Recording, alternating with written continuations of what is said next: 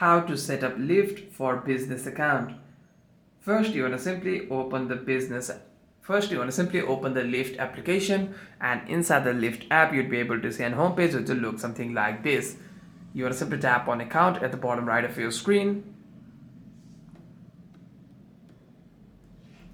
And by doing so, you'll be able to see your account profile over here. After that, what you want to do is you want to simply tap on business account over here. And once you're inside a business account option, you'll be able to follow the prompt from there to create your business profile. You need to enter only your work email address, and you need to verify your work email address if it is prompted as well. After that, you want to simply add your payment method of your business and save your changes. And by doing so, when booking rides, choose your business profile